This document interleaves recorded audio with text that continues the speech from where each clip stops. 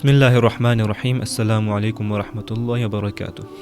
So in the previous video we talked about the importance of doing hifz, which was building a relationship with the Holy Quran.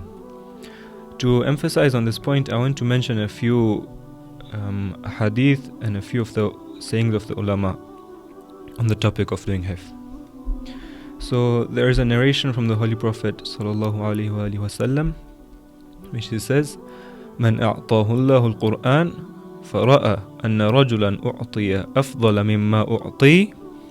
He says that whoever Allah has granted him the Holy Quran, and then this person imagines that someone else has been given something that is greater than the Quran that he's been given, فقد صغر عظيما وعظم صغيرا. He has imagined a great thing to be small, and he has imagined a small thing to be great. There is a saying from Ayatollah Khamenei Hafidhullah in one of his lectures. He says that due to some different reasons, he wasn't able to memorize the Holy Quran when he was young. And in this age, he addresses the audience, most of them are youths, and he tells them that if only I could give whatever spiritual status I have attained, and in return I get the hifz of the Holy Quran. If only this could happen. And this is a very big saying from Ayatollah Khamenei. Another saying from Ayatollah Bahjat, rahimahullah, he says, he advises us that memorize the Quran. He tells us, memorize the Quran.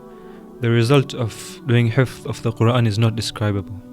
And to end this section about the importance huffaz of the Quran were given during the time of the Prophet, there is a story that in the Battle of Uhud, after the battle ended, and they wanted to bury the shuhada. So first of all they buried Hazrat Hamza, and then they wanted to decide who they should bury closer to Hamza, and they asked the Prophet, Ya Rasulullah, who should we bury closer to Hamza? And the Prophet told them to bury those who had memorized the Holy Quran. So we will end this section with one more point. Obviously, memorizing the Holy Quran has its worldly benefits and material benefits as well. It's a long list, such as an increase in memory, barakah in time, better understanding.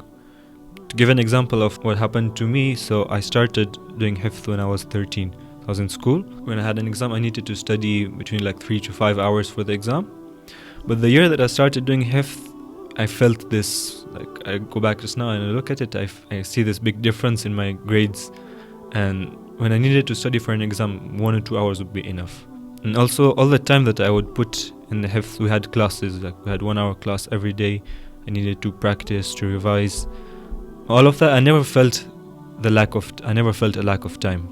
Alhamdulillah, the Quran gave barakah to my time. And there's a long list. I will end this section here.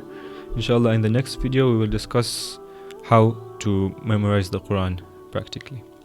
Wassalamu alaikum wa rahmatullahi wa barakatuh.